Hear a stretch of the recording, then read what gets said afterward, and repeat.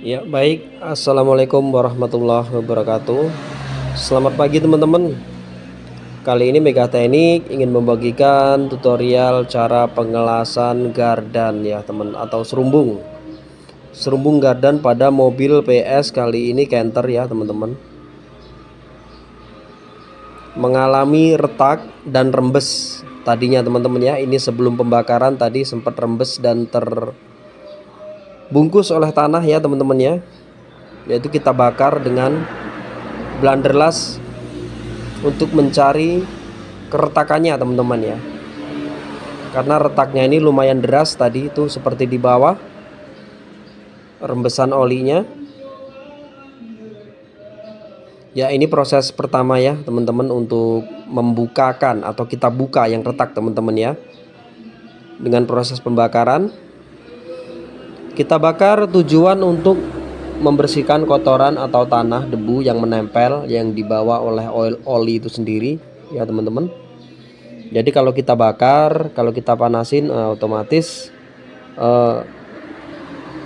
oli yang tadinya basah bisa menjadi kering ya teman-teman. Ya seperti ini, kita cari bocornya teman-teman ya. Jika tidak bocor maka akan tetap kering ya teman-teman. Tapi kalau misalkan bocor atau terjadi keretakan di serumbung gardan itu sendiri, maka akan terjadi pembukaan ya teman-teman pada bagian yang retak itu sendiri. Jadi kita panaskan seperti ini teman-teman dengan tujuan agar terlihatnya retak atau las-lasan yang lama yang membuka kembali. Karena ini adalah perangkat gardan serumbung atau biasa disebut sama teman-teman dapuran gardan ya teman-teman. Di dalam ini terisi yaitu oli gardan tentunya ya teman-teman.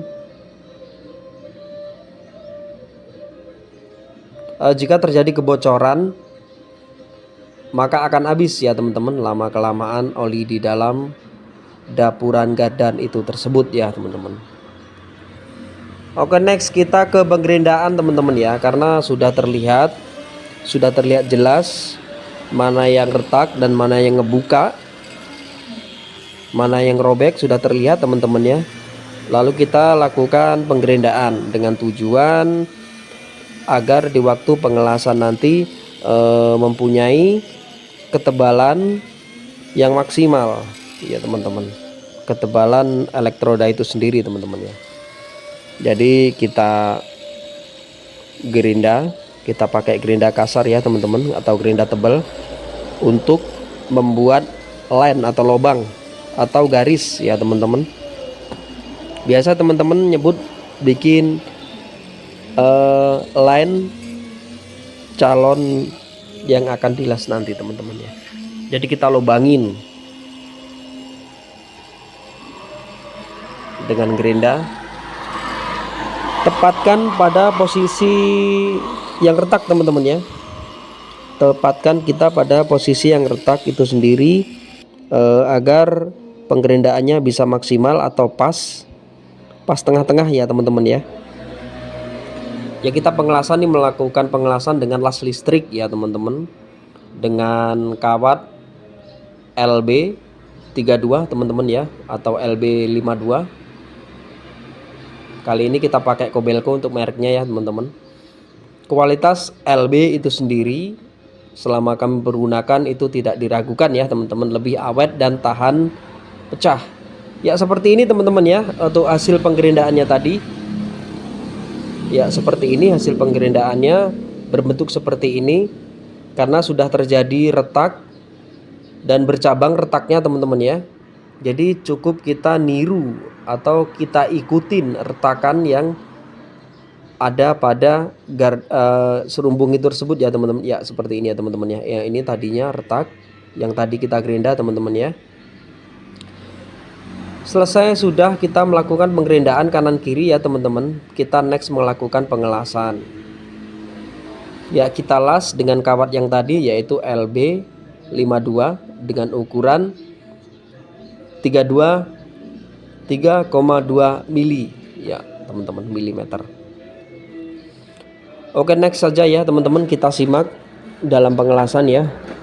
Ini sengaja tidak kami percepat videonya agar teman-teman, terutama teman-teman kami yang bagi pemula, yang masih pemula atau yang masih belajar dalam pengelasan untuk menjadi welder, jadi kita perlambat aja untuk pengelasannya teman-teman ya.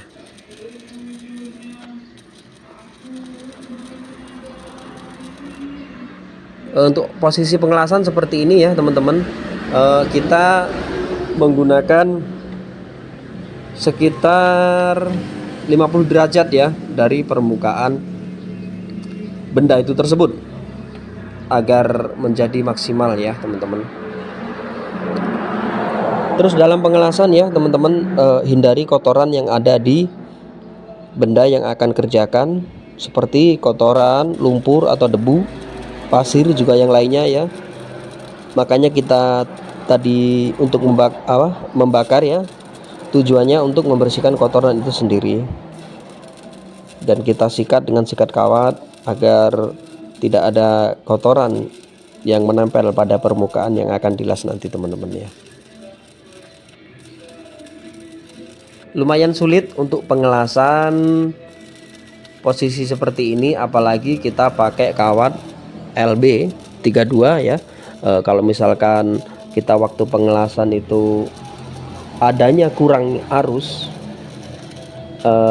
pada listrik tersebut ya, maka walaupun sebesar apapun kita setel untuk mesin lasnya ya, seberapapun kita setel, kalau arus listriknya kurang maka tidak akan maksimal teman-teman ya. Makanya teman-teman yang ingin menggunakan kawat 32 terutama LB ya teman-teman, atau RD juga boleh, faktor utama bukan di mesin las ya teman-teman, faktor utama kita di arus listrik atau tegangan listrik itu sendiri teman-teman ya. Andaikan misalkan kita di bengkel mempunyai KWH atau meteran, yaitu meteran rumahan atau 900 ya teman-teman, 900 volt, kita melakukan tambah daya jika ingin hasil lasnya lebih baik teman-teman ya.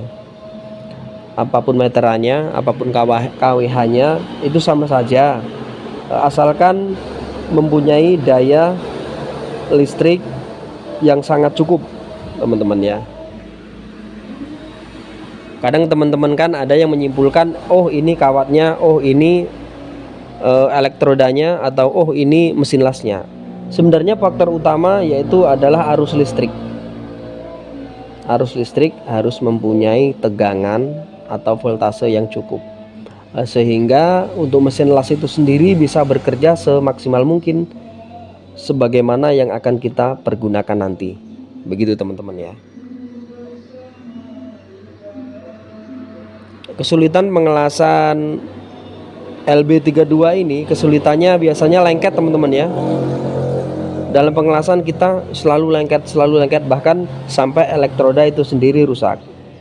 Nah, itu bukan dari mesin las, atau bukan dari elektrodanya, atau bukan dari KWH-nya jika arusnya cukup, tetapi dari gerakan kita teman-teman ya. Jadi gerakan kita di waktu pengelasan LB32 atau kawat besar ya teman-teman, tangan kita harus terbiasa dan jangan kaku. Jadi kita ikuti alur, kita ikuti permintaan elektroda di waktu menggunakan pengelasan itu tersebut ya teman-teman ya.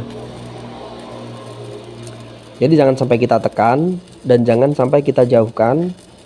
Kita buat ukuran seperlunya yang diperlukan oleh elektroda itu sendiri teman-teman ya.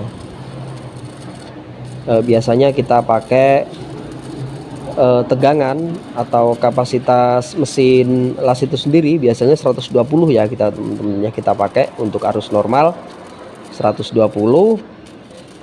dengan memakai kawat ukuran 32 gitu.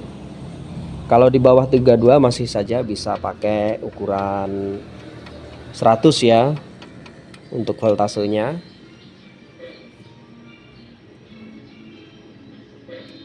Ya, kita masih melakukan pengelasan ya teman-teman. Jadi intinya kalau sudah melakukan pengelasan, terus hidup teman-teman ya. Kita jaga jangan sampai mati dan jangan sampai lengket. Karena jika sering lengket terjadi panas dalam elektrodanya, maka elektrodanya akan rusak biasanya teman-teman ya.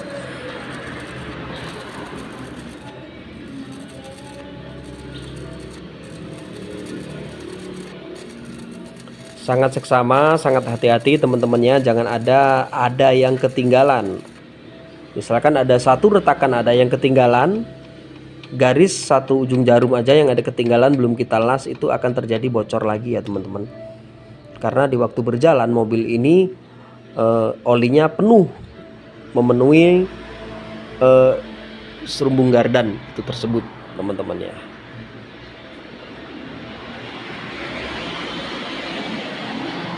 Oke teman-teman, untuk berbagi pengalaman atau untuk memberi pertanyaan, silakan teman-teman komentar di bawah line komentar kami ya teman-teman, yaitu di channel YouTube Mega Teknik. Di situ banyak tutorial kami berikan. Tutorial kami menunjukkan alat yang serba apa adanya teman-teman ya. Jadi semuanya serba manual. Saya yakin teman-teman pasti bisa dan pasti pandai dalam menyimak atau melihat video kami sesudah dan sebelumnya nanti ya teman-teman ya. Ya, sebelahnya sudah kita las, semuanya sudah kita las, sebelah kiri dan kanan sudah kita las ya teman-teman ya. Tinggal next nanti ke pengecatan, kita cat saja dengan semprot pilok biasa teman-teman ya. Tinggal pemasangan, yaitu pemasangan yang kita lepas tadi seperti selang rem atau ya selang rem kita pasang. Juga shockbreaker dan selang rim ya teman-teman. Dalam pengelasan kita harus melakukan atau membuka selang udara teman-teman ya, yang tadi yaitu selang udara kita buka agar tidak terjadi panas berlebih di dalam serumbung gardan itu tersendiri ya teman. Oke, next sudah ya teman-teman, selesai sudah pengerjaan kita. Inilah tutorial yang kami berikan, yaitu pengelasan serumbung gardan pada mobil PS Canter. Oke, terima kasih ya, kita next ke video selanjutnya. Assalamualaikum.